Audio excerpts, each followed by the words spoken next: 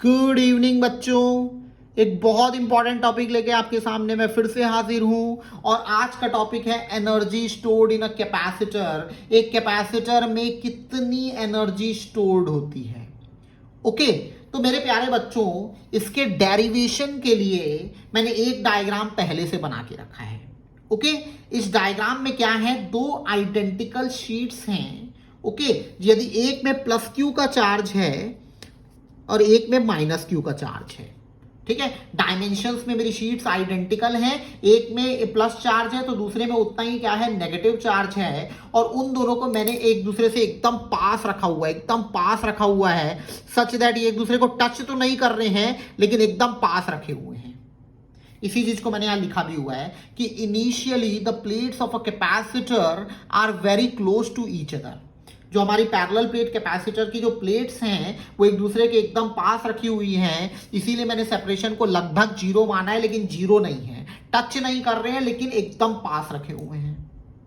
Okay last video में मैंने आपको सिखाया था कि ये दोनों प्लेट्स एक दूसरे को क्या करती हैं, अट्रैक्ट करती हैं। क्या करती हैं, अट्रैक्ट करती हैं। ओके तो ये दोनों प्लेट एक दूसरे के क्या हो रही हैं, करीब जाना चाह रही हैं, एक दूसरे को टच करना जा रही हैं, बट मैंने अब इसको रोक के रखा हुआ है, इसको रोक के रखा हुआ है। ओके अब यदि एक दूसरे से अट्रैक्ट हो रही हैं और जाना चाह रही है एक दूसरे के पास ऐसा, और मैंने रोक के रखा हुआ है, तो ऑब्वियस सी बात है मुझे यहां पे कुछ ऐसा फोर्स लगाना पड़ेगा, एक्सटर्नल फोर्स,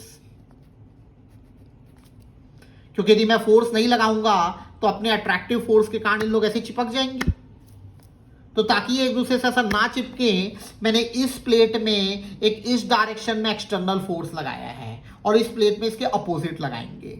ओके तो एनीवेज अब मैं क्या कर रहा हूं, सोचना समझना। इस प्लेट को मैंने फिक्स कर दिया है, इस प्लेट को, इधर वाली प्लेट को मैंने फिक्स कर दिया है, इसको मैंने फेविकोल से चिपका दिया है, क्योंकि चिपका लो सैया फेविकोल से, आपने गाना सुना होगा। ओके तो एनीवेज इस प्लेट को मैंने चिपका दिया है ताकि ये मूवमेंट ना करे। इस प्लेट को इसके पास जाने से रोकने के लिए मैंने एक फोर्स लगाया हुआ है, एक्सटर्नल फोर्स अपोजिट डायरेक्शन में। अब मैं इसको धीरे धीरे धीरे धीरे धीरे धीरे इससे दूर लेके जा रहा हूं, धीरे धीरे धीरे धीरे इससे दूर लेके जा रहा हूं। ओके तो इस शीट को तो मैंने सम अनस्पेसिफाइड फोर्सेस से फिक्स करके रखा हुआ है। सिंपल हिंदी में मैंने इसको चिपका दिया है फेविकोल से।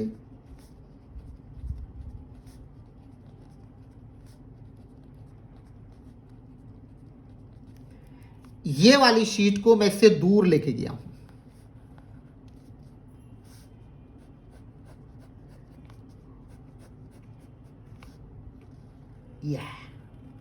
दूर ले गया, इसमें नेगेटिव चार्ज है।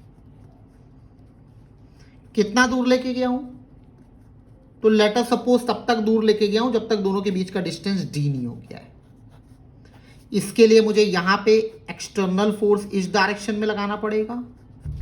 क्यों लगाना पड़ेगा, क्योंकि ये एक्सटर्नल फोर्स इस अट्रैक्टिव फोर्स को क्या करे, ओवरकम करे।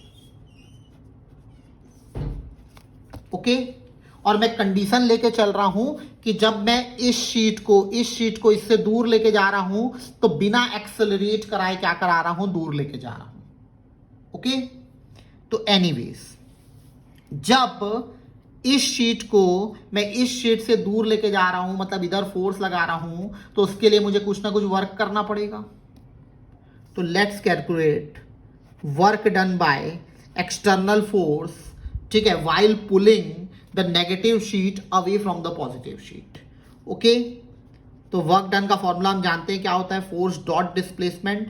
तो फोर्स का मैग्नीट्यूड है एफ एक्सटर्नल, डिस्प्लेसमेंट का डी, और फोर्स भी इधर है, इसका डिस्प्लेसमेंट भी इधर है, तो दोनों के बीच का एंगल हो गया 0। तो it will be simply external force times दोनों के बीच का डिस्टेंस डी।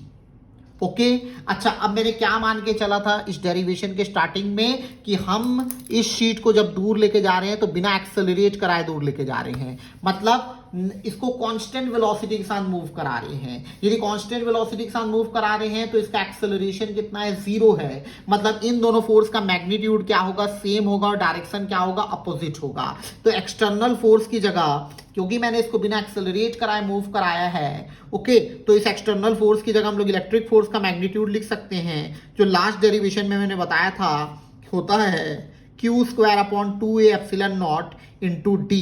तो ये आपको क्या मिल गया, work done by external force, okay. और अब हम जानते हैं कि कंजर्वेटिव फोर्स के अगेंस्ट जो भी हम वर्क करते हैं, कंजर्वेटिव फोर्स के अगेंस्ट जो भी हम एक्सटर्नल वर्क करते हैं, वो वर्क क्या हो जाता है, एनर्जी के रूप में स्टोर हो जाता है। वही वर्क किसके रूप में स्टोर हो जाता है, एनर्जी के रूप में स्टोर हो जाता है। तो this work will be stored in form of energy. तो एनर्जी स्टोर्ड इन कैपेसिटर का सबसे बेसिक फॉर्मूला बन गया Q²/2A epsilon naught × D, सबसे बेसिक फॉर्मूला। अब इसी फॉर्मूले को हम लोग और डिटेल में क्या करेंगे, डिस्कस करेंगे। तो हमारा सबसे बेसिक फॉर्मूला था मेरे प्यारे बच्चों, एनर्जी स्टोर्ड का Q²/2A epsilon naught × D, okay. अब आप याद करो, अच्छा इसको क्या मैं ऐसा लिख सकता हूं, Q²/2A epsilon naught, इस D को यहां ले आता हूं। हम लोग पढ़ चुके हैं कि A epsilon naught by D तो पैरेलल प्लेट कैपेसिटर का कैपेसिटेंस होता है। तो नया फॉर्मूला U का क्या बन जाएगा, Q²/2C, ये सेकंड फॉर्मूला, ये फर्स्ट फॉर्मूला, ओके। हम ये भी जानते हैं कि Q = CV होता है, क्योंकि C का बेसिक फॉर्मूला होता है Q/V, तो Q = क्या हो जाएगा, CV। तो Q = CV को यहां पे पुट कर देता हूं, तो ये हो जाएगा ½ C²V²/C, एक CC कट गया, तो U का एक और फॉर्मूला क्या बन गया, ½ CV²। सबसे कॉमन फॉर्मूला, इसको हम लोग बहुत ज्यादा यूज करेंगे, U = ½ CV², ओके। एक और फॉर्मूला बना लेते हैं, इसी को मैं लिख सकता हूं ½ CV × V, ओके। अब CV किसके बराबर है, Q के बराबर है। अभी मैंने बताया था, ये देखो CV किसके बराबर है, Q के बराबर है। तो CV की जगह क्या आ जाएगा, Q। तो U का एक और फॉर्मूला क्या बन जाएगा, तो ½ QV। तो एनर्जी स्टोर्ड इन कैपेसिटर के टोटल हमने 4 फॉर्मूले डिस्कस किए, एक Q²/2A epsilon naught × D, एक Q²/2C, एक ½ CV